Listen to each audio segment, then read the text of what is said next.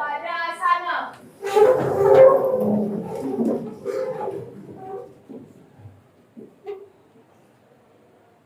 Pangan jali. Om Swastiastu. Ya, anak-anak boleh duduk kembali. Udah pada istirahat, pastinya sekarang udah sedikit merasa ngantuk, tapi Bella berharap kita bisa mengikuti pembelajaran hari ini dengan baik. Nah, sebelum kita memulai pelajaran, alangkah baiknya kita mengawali dengan doa. Adakah yang mau membantu Bu Al untuk memimpin doa pada pembelajaran hari ini? Saya Bu El. Ya, silakan dia. Baik teman-teman, silakan berdiri karena kita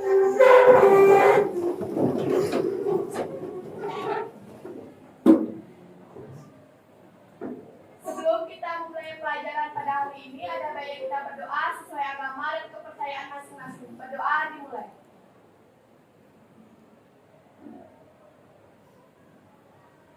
Berdoa selesai.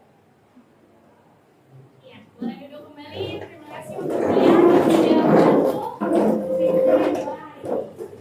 Nah, selanjutnya kita akan mengecek kehadiran kalian. Sekretaris, ada yang tidak hadir hari ini? Absen 23. Bagastia ya? Bagastia kenapa? 34. Dwi Kalista. Ini kenapa? Suratnya ada? Tapi surat fisiknya nggak ada. Walaupun teman-teman kalian ada yang nggak hadir, tapi Bella berharap kalian yang hadir di sini boleh tetap semangat untuk mengikuti pembelajaran. Bagaimana? Sudah siap untuk mengikuti kelas hari ini? Siap. Sudah pada makan kan? Jadi harus siap. Sudah siap. Untuk mengawali pembelajaran hari ini, kita akan berbicara mengenai salah satu jenis teks yang berkaitan erat dengan kehidupan sehari-hari.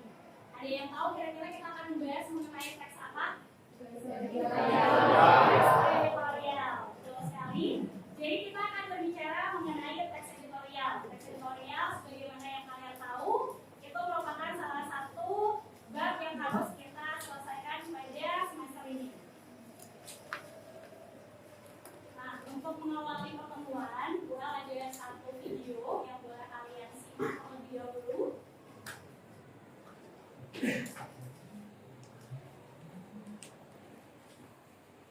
Halo kawan Green, bertanya sains is back.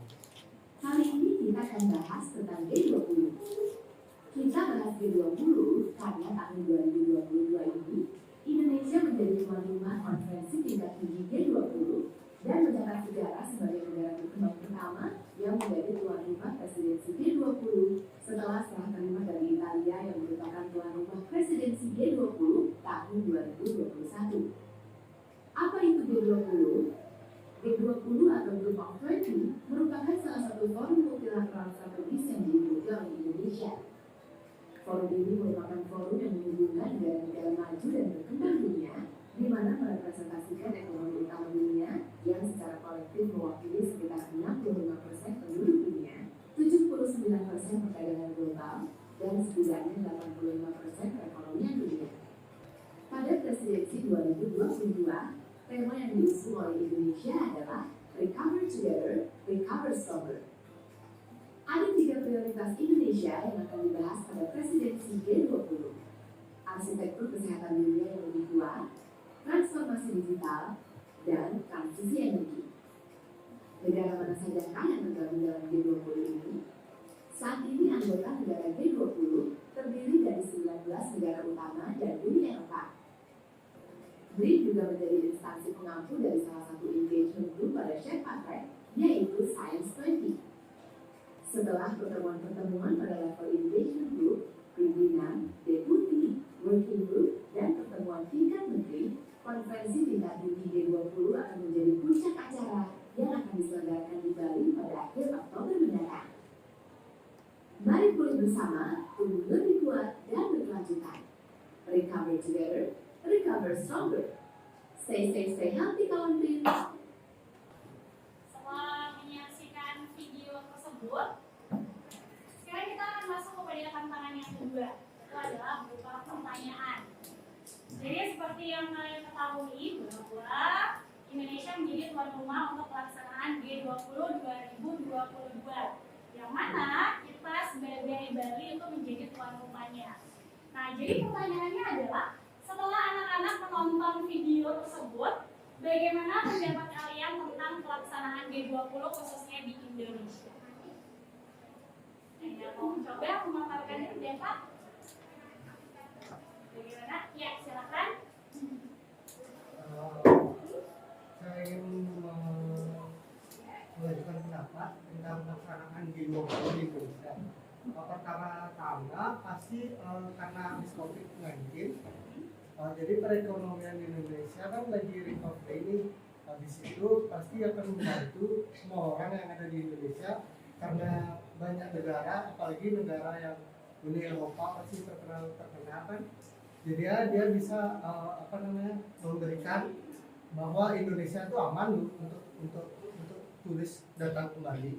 Habis itu selain memajukan ekonomi juga memberikan Indonesia bahwa Indonesia itu sudah sanggup menerima negara-negara yang kelasnya sudah berkembang maju pesat, sedangkan Indonesia kan masih berkembang tuh. Habis itu selain itu juga Indonesia juga menjadi suatu kebanggaan di antara negara-negara ASEAN yang bisa menjadi tuan rumah untuk G20 itu sendiri. Ya, bagus sekali. Terima kasih. Kita boleh berikan apresiasi.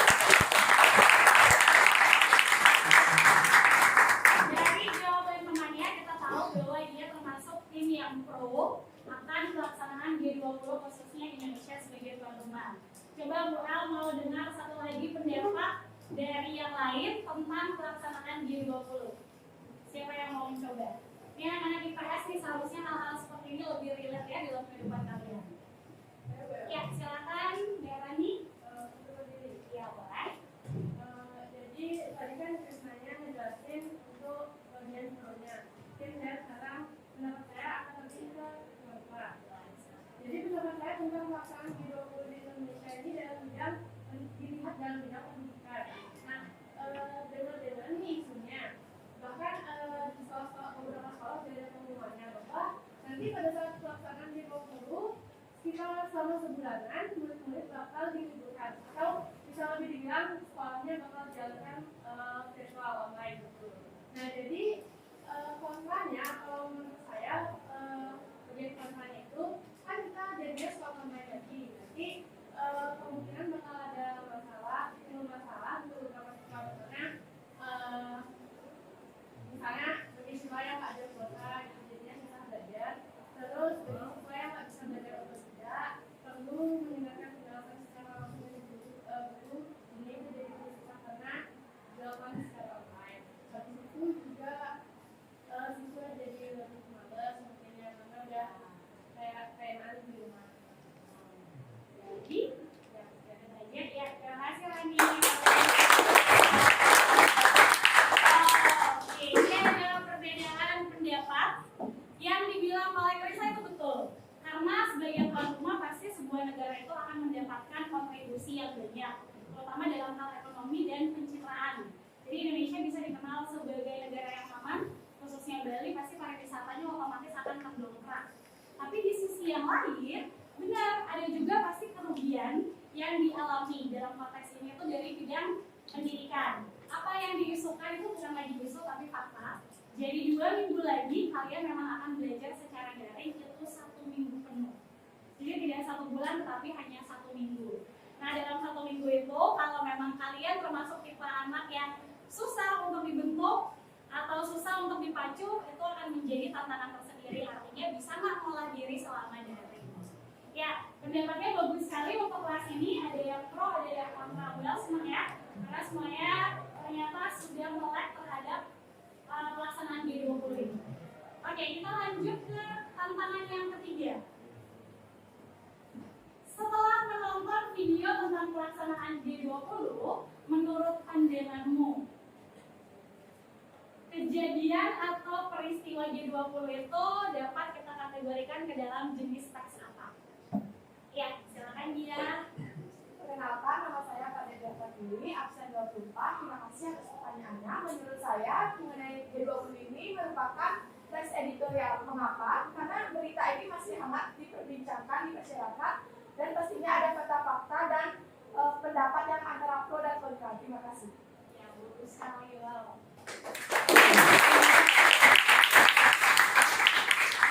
Sekarang nih, gue mau tanya lagi.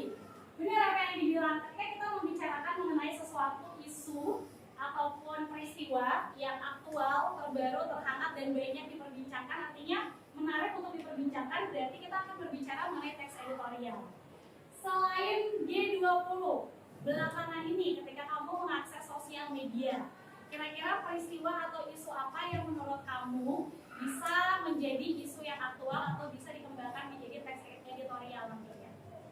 Peristiwa apa nih yang biasa akses sosial media kan banyak tuh, apalagi kalau yang sering buka TikTok, nonton YouTube itu pasti harusnya melek dengan hal-hal yang sifatnya aktual. Ada yang mau coba menyampaikan hal aktual apa yang nyantol di pikiran kalian ketika kalian mengakses sosial media deh? Kalau nonton berita kayaknya jarang ya. Iya. Ya silakan cerita. Saya mau masuk ke misalnya Lesti yang KDRT. Lesti KDRT. Bisa. Yang lain? Terima kasih. Yang lain? Apa lagi? Dalam berbagai hal ya. Isu aktual itu dalam berbagai hal selama dia mampu menarik banyak perhatian masyarakat.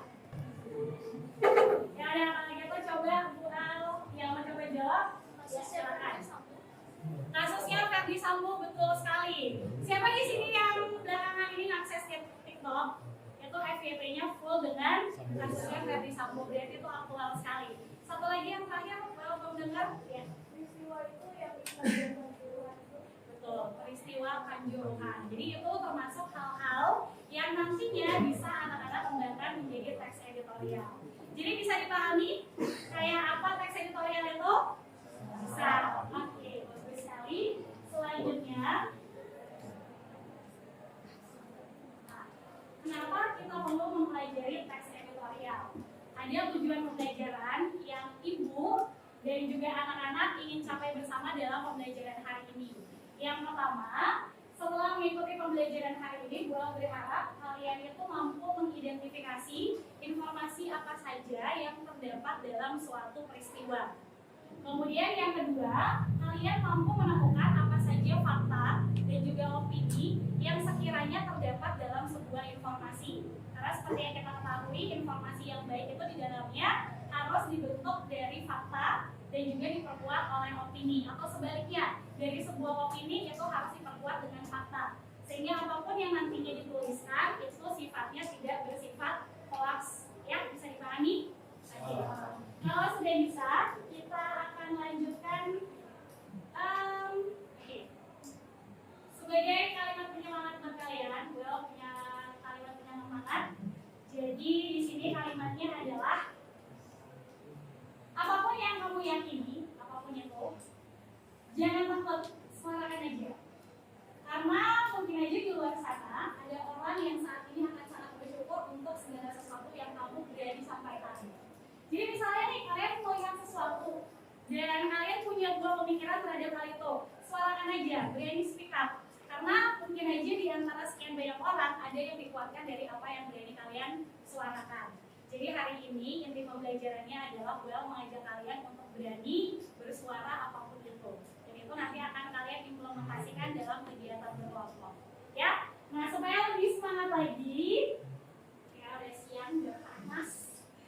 Jadi kita akan melakukan permainan. Jadi sekarang waktunya bermain. Supaya lebih semangat, semuanya boleh berdiri dulu.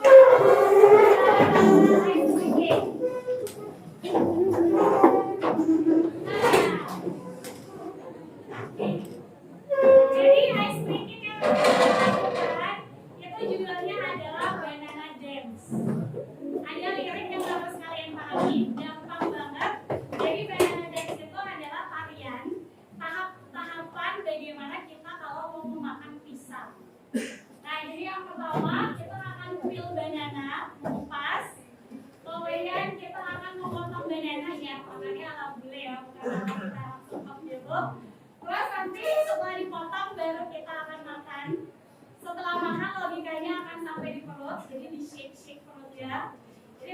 goyang-goyang perut gitu. Dan setelah sampai di sini biasanya kita akan buang ke belakang, jadi boom gitu ya. Jadi gimana lagunya? Ketika Bulan bilang banana dance, gerakannya kayak gini, banana banana banana banana sampai tangannya kayak gini. Coba semuanya ikutin. Oke, 3, 2, 1. Banana dance. Satu, dua, tiga. Pil. Banana, pil, banana. Banana, cut, banana. Eat, banana, eat, banana. Shake, banana, shake, banana. Boom, banana, boom, banana. Beda, sekarang makin cepat ya. 3, 2, 1. Pil. Jadi gurunya kurang konsep. Oke, ulang. Banana dance. Tiga, dua, satu. Pil. Banana, pil, banana.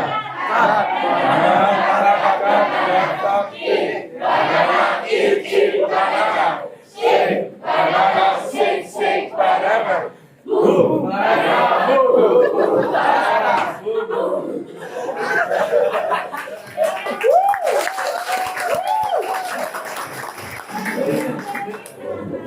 Ya, terima kasih. Selanjutnya kita akan memulai pembelajaran.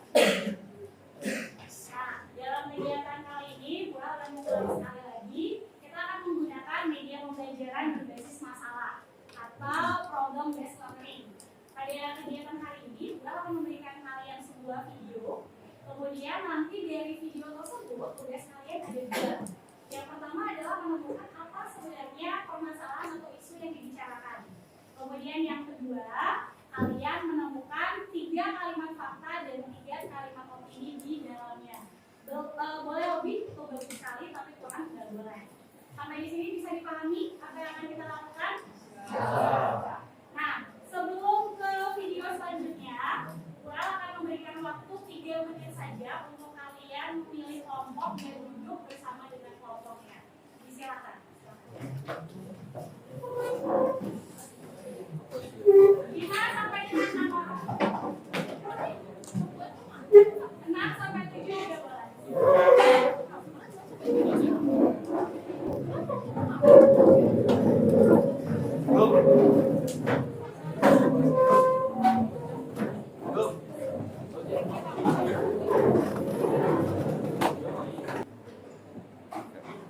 Bagaimana? Semuanya sudah dengan kelompoknya?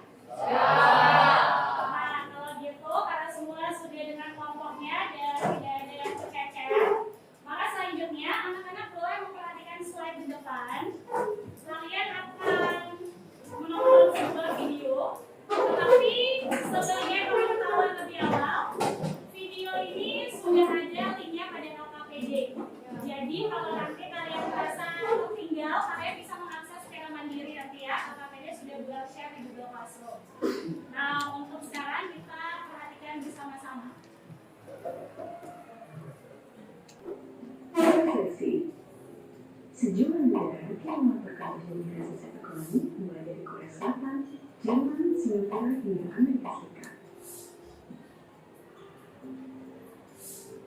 Suatu negara dikatakan mengalami resesi jika produk domestik bruto atau PDB mengalami kontraksi atau minus dalam 2 kuartal beruntun secara tahunan atau year on year. Dan Indonesia pun kini terhadap pada jurang resesi karena pertumbuhan ekonomi Indonesia pada kuartal kedua ini minus 5,32%. Indikator resesi ini bisa dilihat dari penurunan nilai produk domestik bruto, maksudnya pendapatan real, berkurang jumlah lapangan kerja, dan terpuruknya industri manufaktur. Emang seberapa mana sih resesi itu? Resesi nyata kini sedang terjadi di Singapura, di mana pada kuartal 2 ekonomi Singapura anjlok 41,2%. Dan kita sebagai masyarakat harus waspada dengan menjaga alokasi keuangan kita dengan baik agar terhindar dari efek-efek buruk resesi ekonomi. Terima kasih.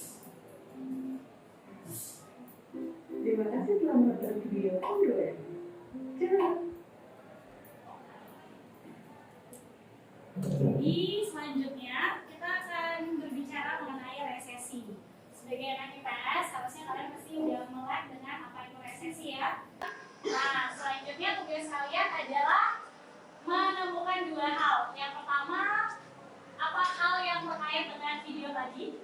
Kemudian yang kedua, menemukan fakta dan juga opini dalam video tersebut.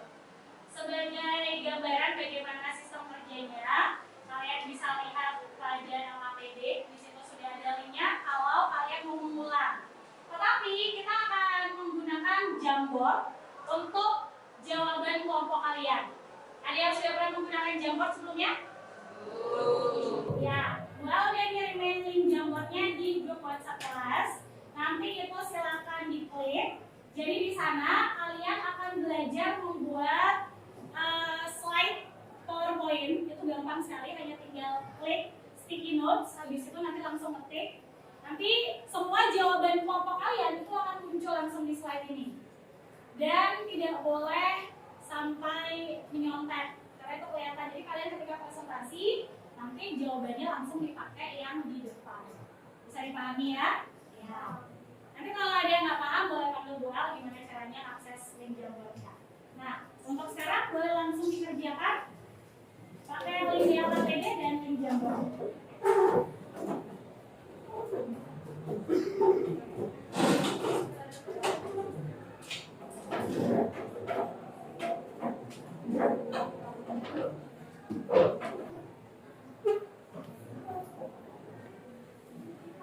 Coba perhatikan dulu biar nggak bingung. Kalau nanti kalian mengeklik link Jamboard yang gue kasih di grup kelas, nanti kalian akan masuk ke diskusi kelompok IPS 2. Ini boleh diklik.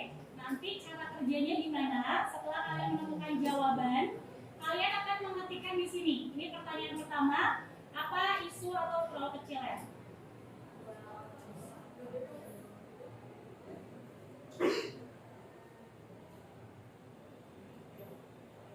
Ya, tampilannya cuma segini aja. Ini nanti cara kalian mengerjakannya itu di sini kan ada tools-toolsnya kan. Kalian klik yang bentuknya kayak kertas sticky notes kan.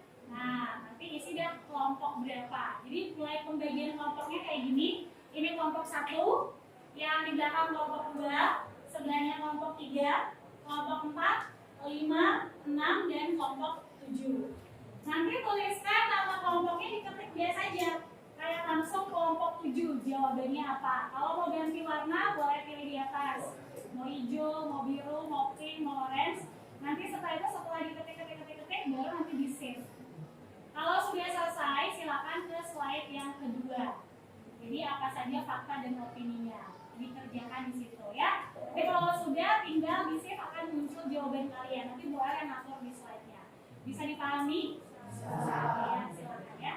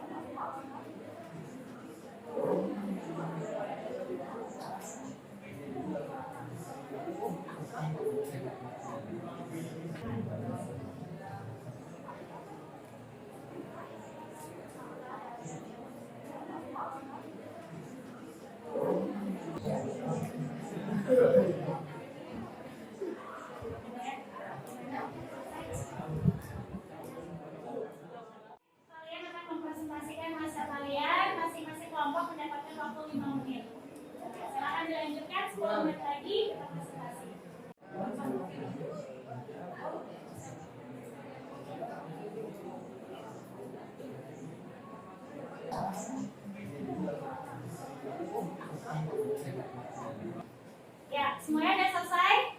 Ya, karena semua sudah selesai, kita lihat di Jawa juga semuanya udah dari kelompok 1 sampai dengan kelompok 7. Selanjutnya kita akan melakukan kegiatan presentasi. Nah, pada kesempatan ini Bu El tidak akan menunjuk, tetapi Bu El memberikan kebebasan ke kalian siapa yang mau menampilkan hasil kerja yang pertama. Ya, ternyata kelompoknya dia sudah siap ya. Jadi silakan untuk kelompok 1 mempresentasikan hasilnya. Kelompok yang lain silakan mendengarkan dan nanti memberikan tanggapannya. Om Swastiastu. Selamat pagi teman-teman dan ibu guru. Kami dari kelompok 1 akan mempresentasikan hasil diskusi kami mengenai video yang berkaitan dengan resesi. Namun sebelum itu kami akan memperkenalkan diri terlebih dahulu. Perkenalkan, nama saya Kak Dewi Hayani, absen 20. Perkenalkan, nama saya Mbak Dewi Kawati, absen 33. Perkenalkan, nama saya Dewa Widya. Perkenalkan, nama saya Kak Dewi Pratiwi, absen 24.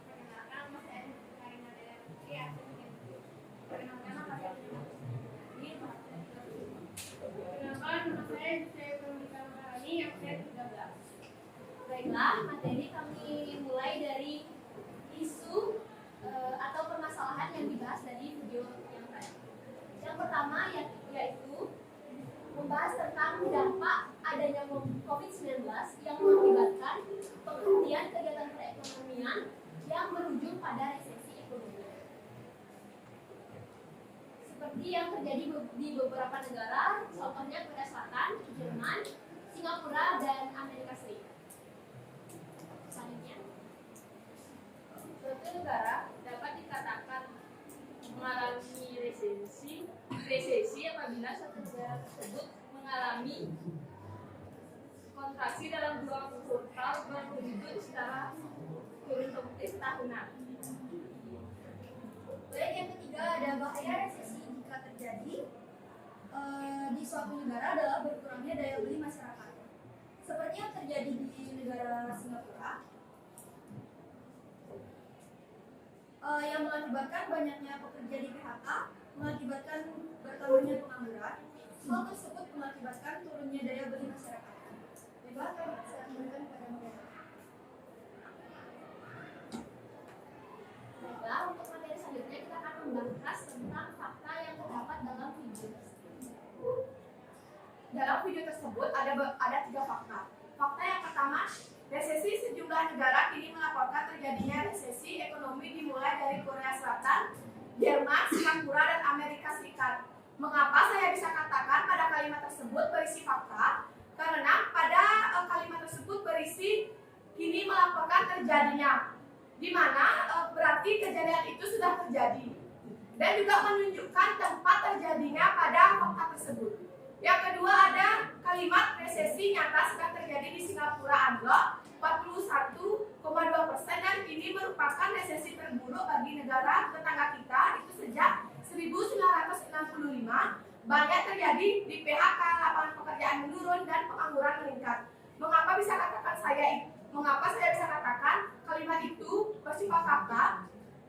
Di sana menunjukkan angka di mana terjadinya anjlok, dan terdapat juga tempat terjadinya anjlok dan apa akibat dari terjadinya anjlok dari resesi tersebut. Yang ketiga, ada resesi yang terjadi saat ini di berbagai belahan dunia diakibatkan oleh adanya virus corona yang sempat menghentikan aktivitas ekonomi, di mana penghentian aktivitas ini mengakibatkan ekonomi di suatu negara menjadi lemah.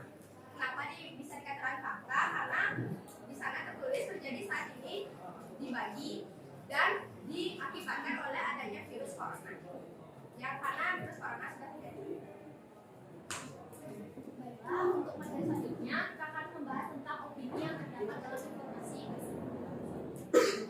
Opini yang kami dapatkan dari video tersebut, yang pertama ada dengan adanya resesi, pendapatan juga kemungkinan besar akan turun dan mengakibatkan turunnya daya beli masyarakat. Ini dikatakan sebagai opini karena terdapat kata kemungkinan, yang berarti itu belum terjadi. opini yang kedua adalah Indonesia pun kini terancam pada jurang resesi karena pertumbuhan ekonomi Indonesia pada kuartal kedua ini minus 5,32%. Mengapa dikatakan opini? Karena terdapat kata terancam. Terancam itu masih termasuk prediksi yang belum terjadi. Baiklah, untuk opini yang terakhir, yaitu opini yang ketiga adalah kita sebagai masyarakat harus waspada dengan menjaga alokasi keuangan kita dengan baik agar terhindar dari efek-efek buruk resesi ekonomi. Kenapa kalimat tersebut saya masukkan ke dalam opini? Karena di sini terdapat kata haruslah dan agar, yang dimana merupakan pendapat atau pandangan dari seseorang. Oke, saya kembalikan pada materi. Baiklah, demikian materi yang kami sampaikan pada hari ini. Sebelum kami tutup presentasinya, apakah ada yang ingin ditanyakan atau ditambahkan? Saatnya jam ke-8 dimulai. Ya, dapat kelompok yang ingin bertanya bisa menanggapi ya apakah yang disampaikan itu sudah benar atau kurang tepat. Silakan. Kelompok lain wajib untuk menanggapi. Kalau kalian mampu menanggapi berarti kalian mendengarkan dan itu ada nilai plusnya. Ya kalian.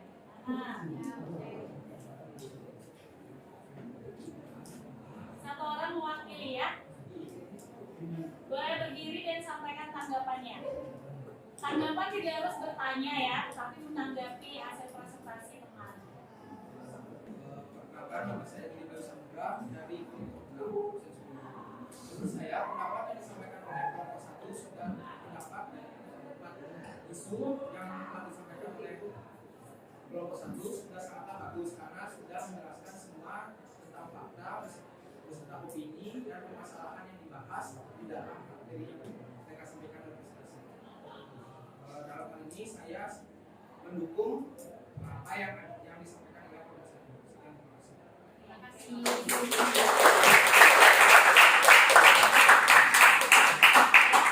Karena tidak ada lagi yang bertanya sepertinya boleh langsung ya. Baiklah, terima kasih atas perhatiannya teman-teman. Mohon maaf apabila ada kekurangan dan kami tutup dengan para pesan. Om Santi Santi Santi. Silakan duduk dulu untuk kelompok 1. Terkait dengan hasil penemuan kelompok 1, ini adalah contoh yang sudah benar. Ketika kalian mempresentasikan fakta dan juga opini, kalian harus menunjukkan mana kata kunci yang membuat kalian yakin bahwa itu adalah fakta dan opini. Contoh sebagai apa yang sudah ditampilkan oleh teman kalian, ketika mereka berbicara mengenai opini, mereka mengatakan ada kata kemungkinan. Kemungkinan itu kan berarti sesuatu yang belum pasti terjadi. Atau ketika mereka mengatakan fakta, itu ada kata mengatakan kini melaporkan, berarti kejadian itu sedang berlangsung. Itu artinya sudah terjadi. Nah, jadi nanti untuk kelompok selanjutnya, kalian boleh meniru apa yang sudah dipresentasikan oleh kelompok 1 karena itu adalah contoh mempresentasikan hasil kerja yang baik dan benar. Nah, selanjutnya sebelumnya terima kasih untuk kelompok 1 untuk performa yang begitu bagus. Kita akan lanjutkan ke kelompok selanjutnya yang ingin tampil. Silakan. Ya. Boleh ke depan kelompoknya Maria. Om Swastiastu. Pada saat hari ini, pertama-tama kita mau mengucapkan terima kasih kepada UL yang memberikan kesempatan kepada kelompok kami untuk bisa mempresentasikan hasil tentang fakta opini dan juga isu tentang video sebelum tadi. Sebelum itu kita memperkenalkan nama terlebih dahulu. Perkenalkan nama saya sendiri oleh Victoria Teos, absen 30.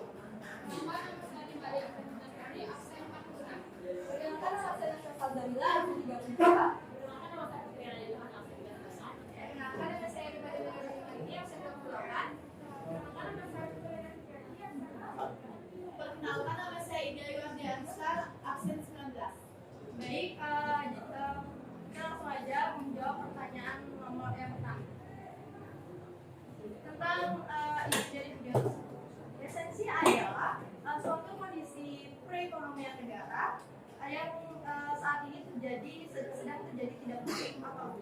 yang disebabkan oleh PDB.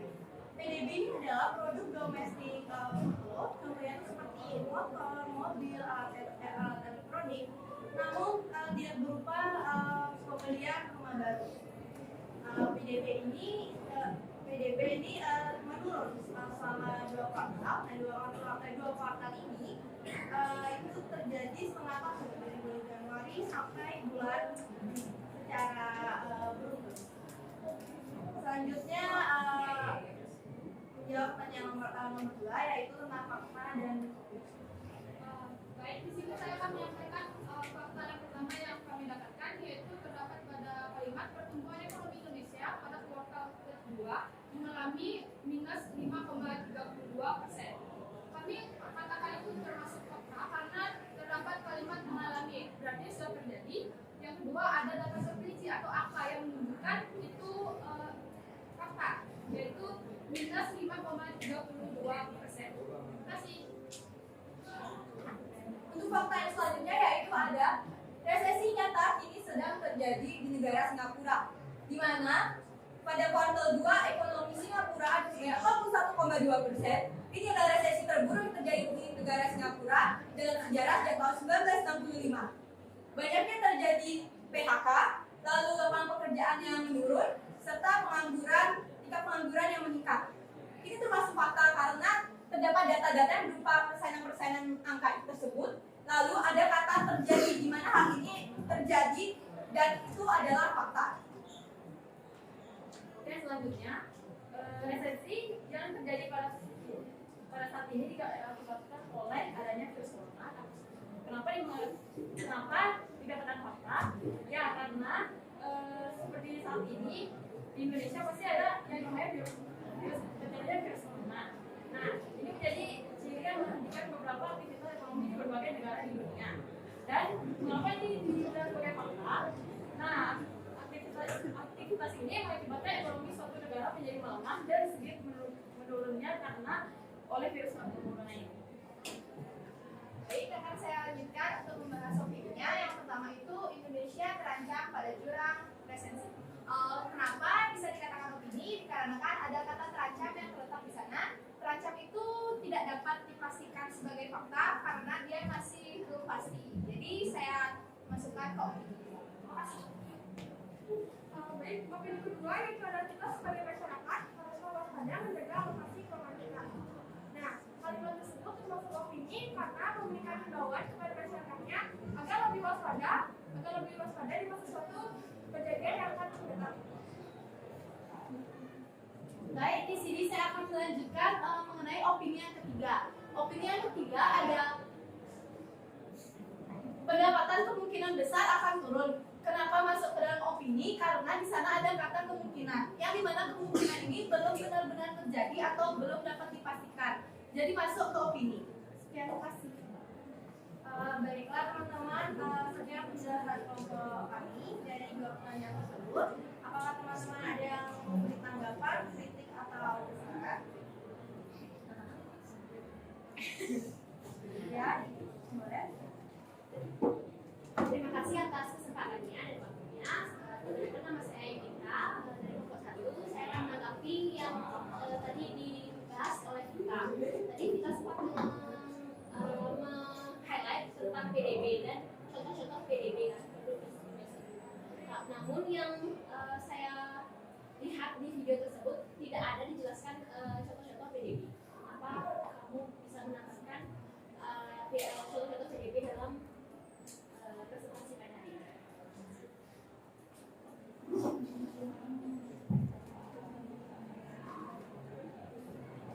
Baik, terima kasih buat tanggapannya ini. Kenapa saya menambahkan contoh-contoh dari PDB? Karena saya ingin memberikan informasi tentang PDB, apa itu contoh-contohnya, terus kayak PDB itu apa gitu. Karena di video tersebut memang tidak dijelaskan, jadi saya memberikan informasi. Terima kasih. Apakah ada kelompok lain?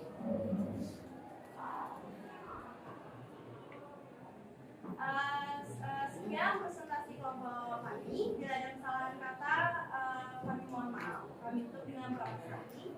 Om Santi Santi Santi.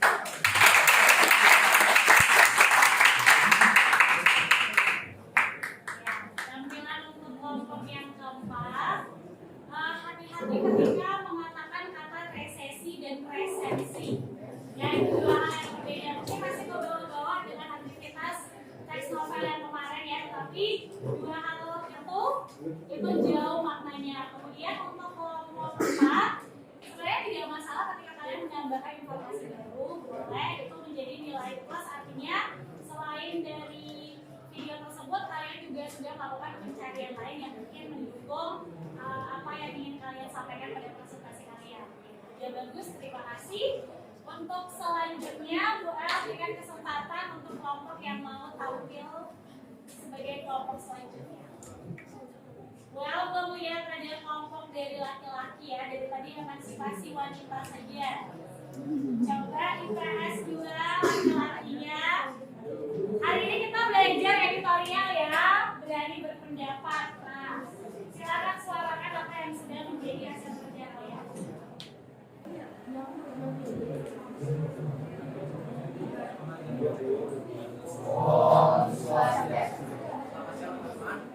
Di kesempatan kali ini kami dari kelompok 6 akan membahas tentang isu atau permasalahan dari video yang telah ditampilkan oleh pemirsa.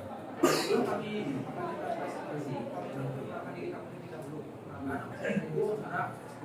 Nama saya Lupa Ladisa Putra, saya 38. Nama saya Ibu Putra, nama saya Putu Parwaterata Putra, saya 17. Perkenalkan, nama saya Gede Sudi Suprayasa.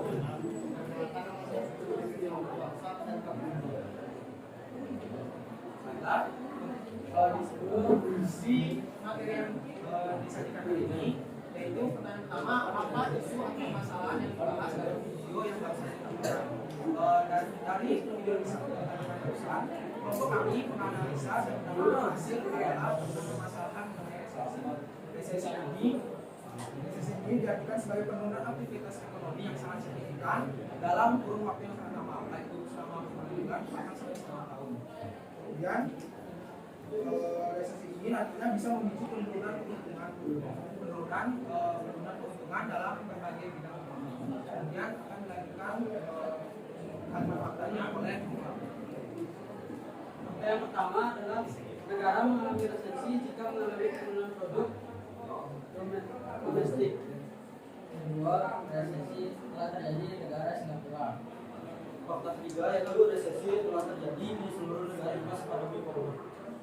Dan opini pertama yaitu kita sebagai masyarakat harus menjaga alokasi keuangan agar terhindar dari efek buruknya. Opini kedua yaitu mungkin daya pendapatan dan daya beli menurun karena kenapa saya masukkan ke opini karena terdapat kata mungkin. Lanjutan dari kedua opini tersebut adalah opini ketiga yaitu melihat kondisi saat ini Indonesia sepanjang hampir masuk ke jurang resesi. Maka saya masukkan di dalam opini karena ada dua kata yang menurut saya itu opini yaitu tanggung dan tinggi.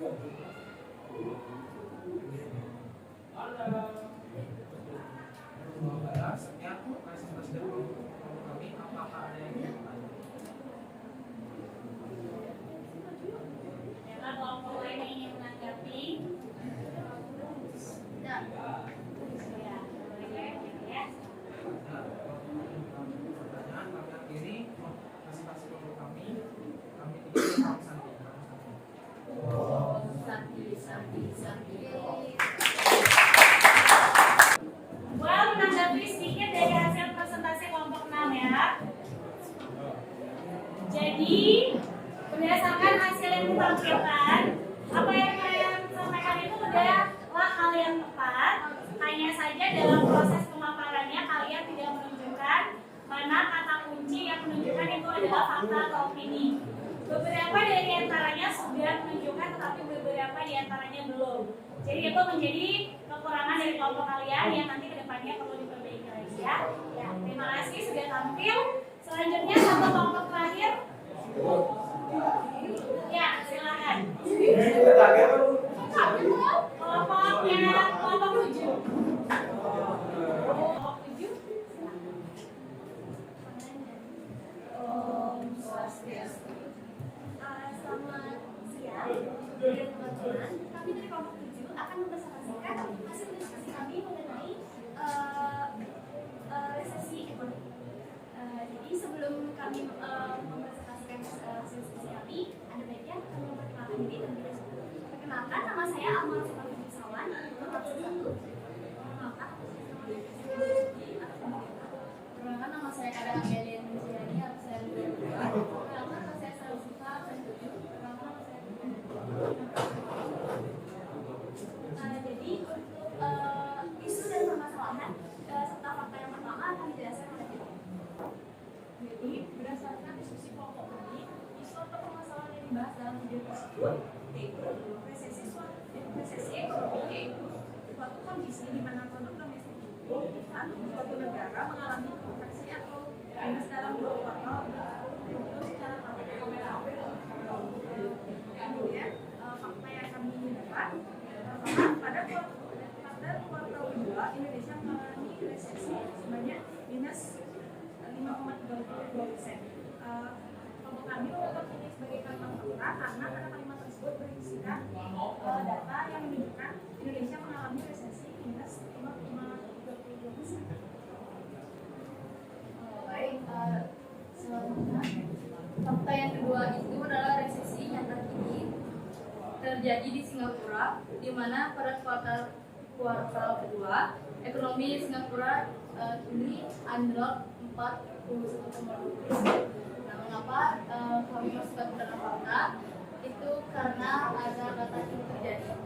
Jadi itu sudah terjadi di Singapura. Nah, lanjut ke fakta yang ketiga yaitu resesi yang terjadi saat ini di berbagai belahan dunia diakibatkan adanya virus corona yang sempat menghentikan aktivitas ekonomi. Mengapa ini termasuk ke dalam fakta? Karena sempat menghentikan, jadi itu sudah benar-benar berlalu atau sudah terjadi. Jadi saya akan lanjutkan untuk fakta yang keempat, yakni sejumlah negara ini melaporkan terjadinya sejumlah resesi ekonomi mulai dari Korea Selatan, Jerman, Singapura, hingga Amerika Serikat. Jadi kalimat tersebut berupa fakta sebab ada kata kini melaporkan. Sedang. Kemudian untuk fakta yang kelima yaitu kalimat suatu negara dikatakan resesi jika produk domestik bruto atau PDB mengalami kontraksi atau minus secara tahunan. Jadi kalimat ini berupa kalimat yang mendefinisikan resesi yang terjadi di suatu negara. Baik, setelah membahas isu dan fakta, adapun opini yang kelompok kami temukan, yaitu yang pertama, dengan adanya resesi, pendapatan berkemungkinan akan turun serta menurunnya daya beli masyarakat. Mengapa dianggap sebagai opini? Karena ada kata berkemungkinan yang dimana berkemungkinan itu belum dapat dipastikan fakta yang terjadi. Adapun opini yang kedua yaitu resesi ini akan menyebabkan banyak PHK, jumlah lapangan kerja menurun dan tingkat pengangguran meningkat. Mengapa dikatakan opini? Karena di opini nomor 2 ini ada kata akan menyebabkan yang dimana itu belum bisa dapat dipastikan. Selanjutnya opini yang ketiga yaitu Indonesia terancam pada jurang resesi. Mengapa dikatakan sebagai opini? Karena terdapat kata terancam yang artinya belum terjadi. Opini yang terakhir adalah kita sebagai masyarakat haruslah waspada dengan menjaga alokasi keuangan kita dengan baik. Mengapa dikatakan opini? Karena ada kata waspada yang artinya mengantisipasi kejadian yang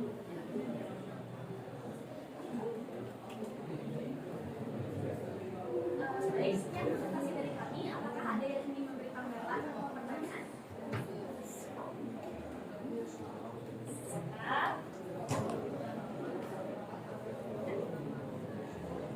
Kalau tidak ada, bukan yang akan bertanya ya. Untuk kelompok 7 pada fakta yang kelima, ada kalimat suatu negara dikatakan resesi jika produk domestik bruto mengalami kontraksi atau minus secara tahunan. Kenapa kalian menganggap bahwa kalimat ini masuk ke dalam ranah fakta? Mana kata-kata yang memperkuat bahwasanya itu adalah kalimat fakta? Ya.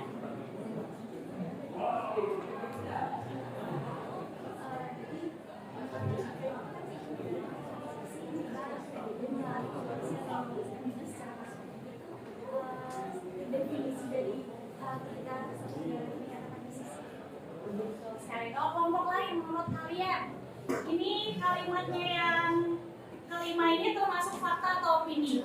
Kalau menurut kelompoknya Alma, kalimat ini termasuk fakta karena merupakan definisi dari resesi. Apa suatu negara dikatakan resesi? Kalau kelompok lain, apakah kalian punya tanggapan lain? Apakah itu juga fakta atau opini? Silakan disuarakan. Ya, kelompoknya Mami. Bagaimana? Satu orang boleh berdiri dan menanggapi. Itu dikatakan opini karena ada kata dikatakan.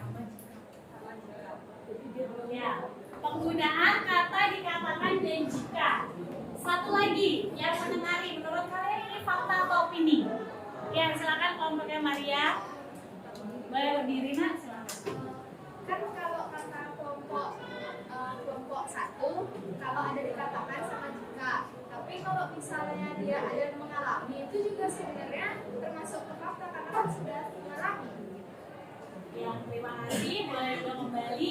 Baiklah, ini adalah hal yang perlu gue luruskan ya.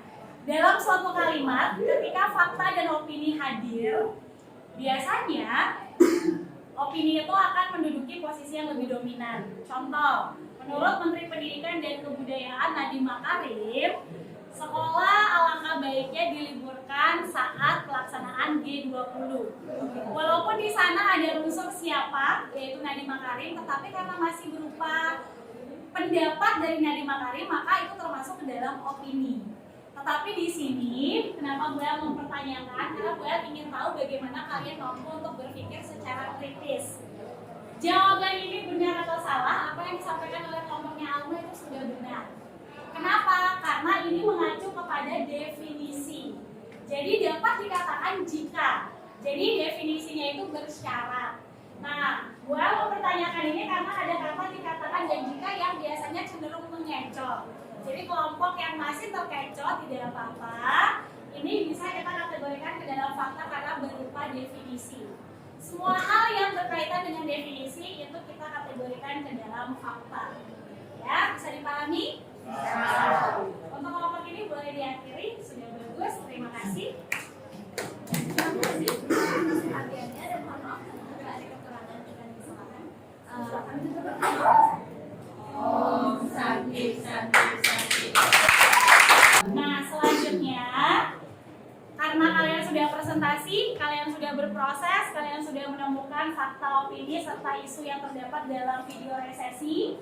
Sekarang Bu El akan memberikan kesempatan siapa di antara anak-anak yang mau menyimpulkan apa saja pembelajaran yang sudah kita lakukan hari ini. Apa yang kalian peroleh, apa yang sudah kalian lakukan. Ya, disilakan. Silakan. Yang lainnya, nama saya Nasha Salsabila, 132. Menurut saya kesimpulan dari pelajaran hari ini itu yang pertama, kita dapat mengetahui apa perbedaan fakta dan opini. Kita juga dapat mengetahui suatu isu masalah yang sedang aktual itu. Lalu kita juga melatih mental kita untuk berani speak up, untuk lebih berbicara di depan publik gitu. Karena kalau kita takut untuk berbicara dan selalu memendam itu, rasa penyesalan itu pasti ada. Seperti kenapa tadi nggak berbicara gini, kenapa tadi nggak berpendapat begini. Dan karena itu berbicaralah selagi itu sopan santun, menyuarakan isi hati itu tidak apa-apa walaupun berbeda pendapat, karena tidak semua orang itu pendapatnya sama. Sekian, terima kasih.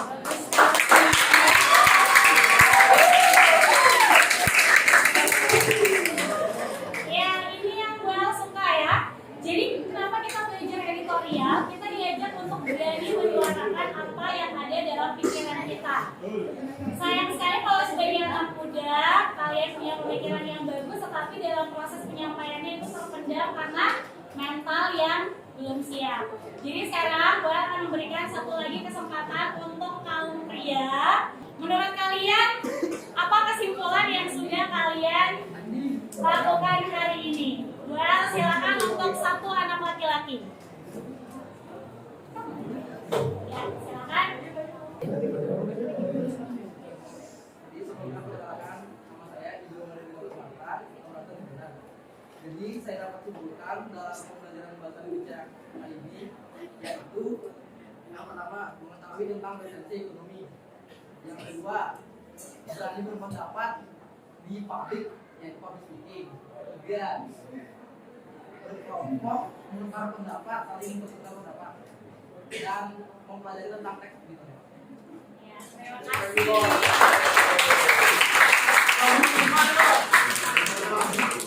Nah, dari apa yang sudah disampaikan oleh dua teman kalian, gue pikir itu sudah cukup untuk mempresentasikan apa yang sudah kalian lakukan hari ini.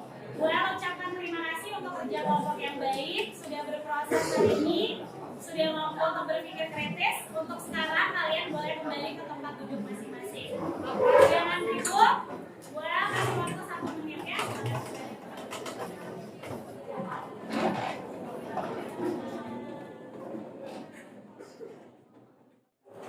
Baiklah semuanya, karena kalian sudah selesai presentasi, sudah selesai juga menyimpulkan, selanjutnya tugas anak-anak adalah menjawab soal evaluasi.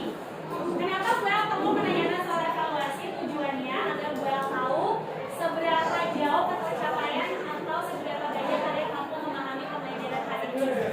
Nah, pertanyaannya penjawabnya hanya ada 2. Ini sudah ada di slide. Silakan dijawab. Dan nanti kalau sudah selesai langsung dikirimkan ke Google Classroom atau bisa ke via WhatsApp. Gue kasih waktu hanya 5 menit untuk mengerjakan.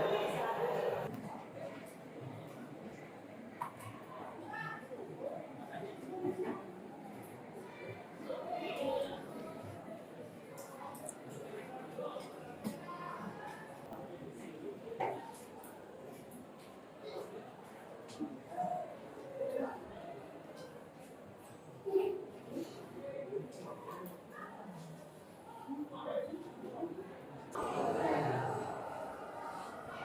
Bagaimana? Apakah sudah selesai? Gue akan coba cek dulu apakah sudah masuk jawaban-jawaban kalian. Ya, ternyata udah masuk semuanya ya. Bagus sekali.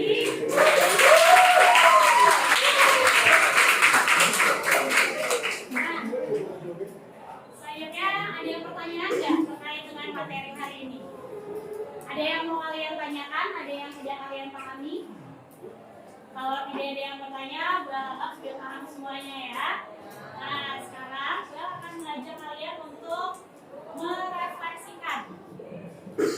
Kalian siapa saja bebas menyuarakan bagaimana perasaan kalian selama mengikuti pelajaran bahasa Indonesia hari ini. Kemudian apa saja kendala-kendala yang dihadapi kalau ada. Kalau tidak ada, gak apa-apa, hanya cukup menyampaikan bagaimana perasaannya ketika mengikuti pembelajaran hari ini.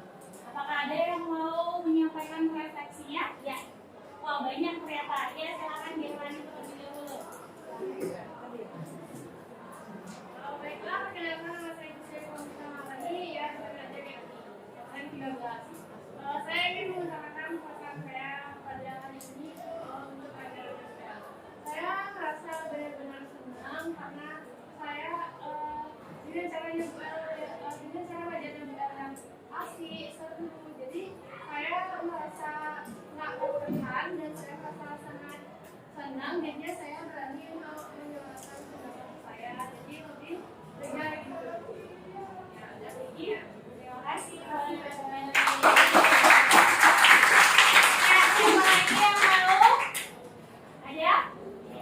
Ya, silakan Yunita. Terima kasih atas kesempatannya. Saya Yunita ingin berbagi perasaan saya waktu siswa belajar teks ekonomi. Saya sangat suka berbicara di depan umum. Jadi untuk materi ini saya merasa excited untuk ikut berkontribusi ke dalamnya. Jadi saya sangat senang. Terutama berbicara di depan saya suka. Jadi sangat berkesan sekali. Terima kasih Yunita. Satu lagi. Gue selalu menanti ungkapan hati laki-laki. Biasanya laki-laki yang menyampaikan ungkapan hati, ini kenapa perempuan yang dari tadi maju? Coba, gue pengen dengar suaranya Manik. Ya. Kalau pendapat dari saya, setelah belajar sama bunda hari ini, senang, nyaman, dan dimengerti dan seru. Ya, terima kasih Manik.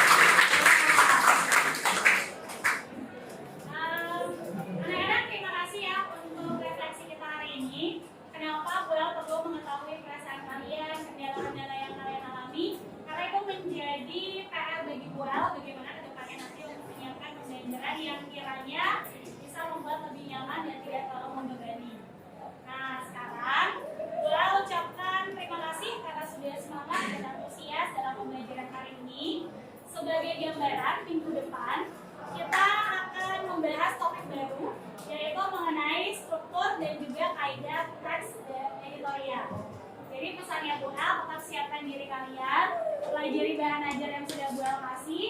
Jadi nanti ketika udah hadir di kelas, kalian sudah tahu dan sudah punya gambaran harus melakukan apa. Nah, untuk pembelajaran hari ini, Bu El pikir kita sudah bisa menyelesaikannya dengan sangat baik. Tidak ada yang mengecewakan, semuanya sudah ikut berpartisipasi. Terima kasih banyak. Untuk hari ini kita boleh akhiri. Adakah satu anak yang mau membantu Bu El memimpin doa? Ya, silakan. Baik, para pembelajaran bahasa Indonesia pada hari ini sudah berakhir. Teman-teman silakan berdiri.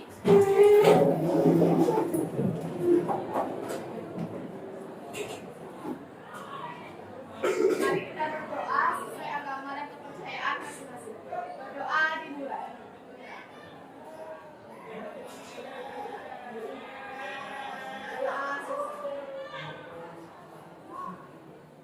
Paramo Santi.